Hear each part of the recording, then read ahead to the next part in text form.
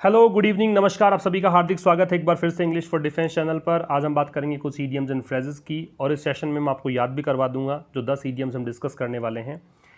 तो ये जो मैंने ईडियम्स लिए हैं वो हमारे स्वयं की बुक से लिए हैं। ये बुक आपको उपलब्ध है, ई बुक के रूप में भी आप प्राप्त इसको कर सकते हैं। हमारी एप्लीकेशन आसिस क्लासेस को डाउनलोड करना है आपको, और वहीं पर आपको ई बुक का एक ऑप्शन नज़र आएगा, वहाँ से आप इसको बाई कर सकते हैं इस बुक को। इस बुक में क्या है, इस बुक में आपको कुछ पेपर्स मिलेंगे, जिस प्रकार के पेपर्स एयरफोर्स या नेवी में मिलते हैं वो पेपर्स, उसी प्रकार के पेपर्स आपको वहाँ पे मिलेंगे। मॉडल पेपर्स आप प्रैक्टिस कर सकते हैं। पीछे कुछ वोकैबुलरी का सेशन में इस प्रकार से देखिए, ईडियम्स एंड फ्रेजेस का मैंने एक पेज यहाँ पे लिया है। तो इस प्रकार से आपको idioms and phrases, one words, antonyms, synonyms कुछ प्रैक्टिस के लिए एक्सरसाइज दे रखी है आपको। तो आप भरपूर प्रैक्टिस उपलब्ध है, काफ़ी अच्छे क्वेश्चंस हैं, आप समझ ही जाएंगे इस सेशन को देखकर। तो ये आप बाई कर सकते हैं। चलिए बात करते हैं कि कैसे आपको ये चीज़ें समझनी है। पहला ईडियम है मेड लाइट ऑफ। इसका मतलब होता है, पहले तो बता देता हूँ मतलब क्या है। मतलब है ट्रीटेड इट लाइटली। मतलब किसी को अगर हल्के में आप ले रहे हो तो मेड लाइट ऑफ। ये सेकंड फॉर्म दे रखी है तो सेकंड फॉर्म का सेकंड फॉर्म में आंसर है, वरना आप इसको मेक लाइट ऑफ अगर होता तो फिर ट्रीट इट लाइटली होता, या फिर किसी को इनसिग्निफिकेंट या अनइम्पोर्टेंट समझना, एक ही बात है। तो देखो, लाइट का मतलब हल्का होता है ना। लाइट का मतलब क्या होता है? हल्का। तो किसी को आपने हल्के में लिया है, किसी को आपने हल्का करके लिया है, हल्का कर दिया है, मीन्स आपने उसको तवज्जो नहीं दी है, आपने उसको इज्जत नहीं बख्शी है, तो वो आपने उसको ट्रीट किया है बिल्कुल हल्के में। एवरी इंच अ जेंटलमैन, ये कहना चाह रहा है कि हर एक इंच वो जेंटलमैन है, मतलब पूरी तरीके से जेंटलमैन है। तो एंटायरली यहाँ पे आंसर आएगा। एवरी इंच जेंटलमैन, जेंटलमैन सज्जन व्यक्ति को बोलते हैं। एवरी प्रत्येक इंच मतलब उसका हर चीज़, उसकी हर इंच पूरे तरीके से, कहीं पर भी यूँ नहीं है कि वो जेंटलमैन नहीं हो, हर तरह से देखने पे लगता है जेंटलमैन है, इसलिए यहाँ पे इसका आंसर एंटायरली है। गॉल एंड वॉर्मवुड, ये वॉर्मवुड है, ये इसको WORM करिएगा, WORMWOOD, वॉर्मवुड। वॉर्मवुड का मतलब क्या होता है? वॉर्मवुड का मतलब होता है जो मतलब जो इल फीलिंग्स होती हैं, हेटर्ड की फीलिंग है, जो बिटर फीलिंग्स है, उसका सोर्स होता है, उसको बोलते हैं वॉर्मवुड। एक श्रब का नाम भी है, एक झाड़ी का नाम भी होता है, जहाँ पर जो पत्तियाँ होती हैं काफ़ी बिटर होती हैं, उसको भी आप वॉर्मवुड बोल सकते हैं। गॉल है, ये हेटर्ड की फीलिंग होती है, full of hatred feeling, full of ill wills you can say, पूर्णतया दुर्भावना युक्त, पूर्णतया बिटर फीलिंग से युक्त। तो देखो, दोनों तरफ बिटर फीलिंग है, यहाँ भी बिटर फीलिंग से पूर्ण है, ये बिटर फीलिंग का सोर्स है। तो कुल मिला के बिटर फीलिंग अगर है आपके लिए किसी की, इसका मतलब वो आपसे नफरत करता है, तभी उसके मन में कड़वाहट है आपके लिए। तो आप यहाँ पे आंसर करेंगे हेटफुल। तो देखो, बहुत ज़्यादा यहाँ पे परेशान होने की ज़रूरत नहीं है। आपको ईडियम में याद करा रहा हूँ, लॉजिक से आप लॉजिक से याद कर सकते हो। टू निप इन द बड, देखिए बड का मतलब होता है कली, इससे बनता है फूल।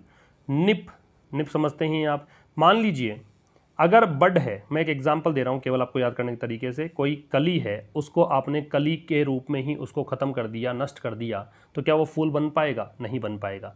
तो आपने जो उसकी संभावना थी वो ख़त्म कर दी है शुरुआत में ही, आपने उसके फूल बनने की संभावना को ख़त्म कर दिया है। तो ठीक ऐसा ही है, ये कहना चाहेगा कि to stop something at the start, शुरुआत में ही कोई चीज़ को समाप्त कर देना। तो टू निप इन द बड का मतलब ये होगा। फिर to put a spoke in one's wheel, मान लीजिए कोई व्यक्ति मतलब साइकिल चला रहा है, कोई व्यक्ति बाइक चला रहा है। स्पोक का मतलब वैसे ताड़ी होता है, ताड़ी समझते हैं? जैसे आप कह सकते हो साइकिल का पहिया है, साइकिल के पहिए में रिम होती है, रिम जो जिसके सहारे टिकी रहती है, टायर्स जुड़ी रहती है, वो ताड़ियाँ, वो स्पोक कहलाती है। तो मान लीजिए आपने कोई स्पोक किसी के पहिए में डाल दी, तो आप, वो साइकिल चल रही है, उसके बीच में आपने स्पोक डाली है, तो वो चलेगी नहीं साइकिल, इसका मतलब वो रुक जाएगा पहिया। तो आपने क्या किया है? उसके प्रोग्रेस को बाधित किया है। तो टू हिंडर, बाधित करना, रोकना। To clip one's wings, wings का मतलब पंख होते हैं, क्लिप समझते हैं, क्लिप लगाना। तो मान लीजिए किसी के पंख हैं पक्षी के, और उस पर क्लिप लगा दें आप, तो पक्षी पंख नहीं फड़फड़ा पाएगा।